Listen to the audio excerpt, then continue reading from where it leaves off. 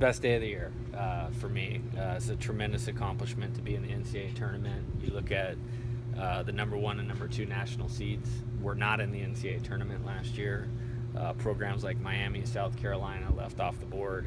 That just tells you how awesome this is, and I'm really proud of our players and our team. They absolutely deserved it. Wire to wire, great season.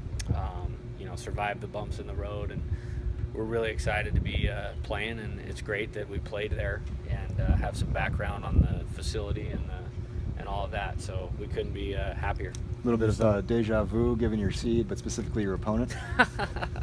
Matt Diggs, the coach there, texted me like 10 seconds after it was released. It was like, here we go again. And I had enough of those guys in the 2 games we played there in Louisiana last year. So it was a great opponent, Southland champ. I actually thought, just kind of looking at the national landscape, that they would win that tournament. So I'm not totally surprised about that, and we're already into it, trying to figure out a little more about their team this year. They have a lot of the same guys, it seems like. So what kind of the game plan last year, and when you feast a guy like Heath Donica, like he'll probably get on Friday again? Good pitcher, downhill angle, very polished. Multiple pitches for strikes, and we're going to have to take tough at bats. It's going to be a case of our ability to wear them down.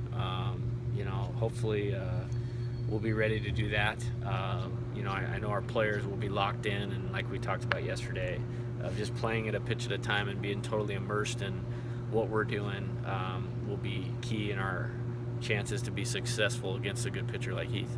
Having prepped for and faced the same team last year, can you use some of those old scouting reports, or do you just start from scratch because it's a new year?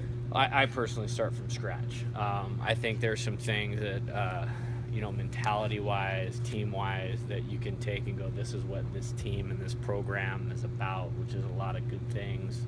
And I think that we'll use those to our advantage. But you really gotta go blank slate. Look at what they did in the Southland tournament in the last couple games of the regular season, because that's where their players are at right now. So I think it's probably a combination of both. Will you watch your games against them from last year? Probably, yeah, probably. Especially in terms of, if we're facing a pitcher that we saw in one of those 2 games last year. Do you also have someone start on Tech and someone start on Delaware in case for Saturday? What we do is we have a process of doing this. Like today is my favorite day of the year, because you are taking 3 teams and breaking them down as far as trying to collect reports, video, all of those types of things. And then what we'll do is I'll put all of my focus on Sam Houston State, and then we'll have everything in the database on the other 2 opponents, Texas Tech and Delaware, and we'll slowly start getting ourselves prepared for those teams as well. I really believe in not getting too far ahead of yourself. I like playing in tournaments in the regular season because it does simulate this. So we've already had this with Arkansas, Oklahoma State, and Nebraska. It was a very regional type feel. Forces our staff to do things that we're going to do this week to get our players ready to go. What do you remember about your previous trip to Lubbock this season? A very good team. There's no getting around that. Good offense. Tim Tadlock is one of the best coaches in college baseball. They have a great crowd, fan atmosphere there that is very home fieldish.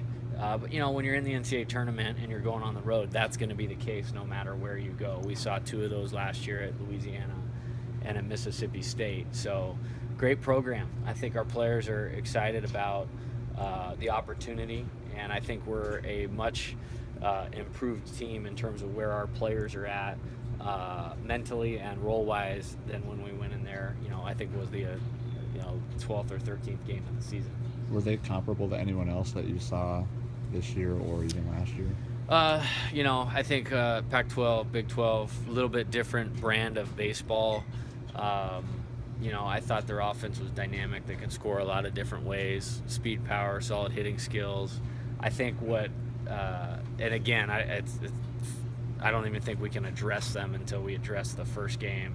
I just think we're in a better position with our pitching to be in position to have a chance to be successful, where in that particular week, you get an RPI win against Arkansas, who's a regional host. RPI win against Oklahoma State, Big 12 champion, tournament champion. You know, fourth game in 5 days. We weren't in a great position going in there to be successful, and you know, I just think we're in a way better place right now. What was your just general reaction to how the dominoes ended up falling? You know, once once our name goes up and you kind of see where you're going, who's there, and you look a little bit at maybe who's on the other side or who you might pair up with in a super regional, human nature wise, I didn't pay a whole lot of attention. I think that the two takeaways were, you know, Miami. I mean, that's 43 years. That's amazing. I mean, I just, you know, let's take a second to tell Jim Morris that's an unbelievable accomplishment.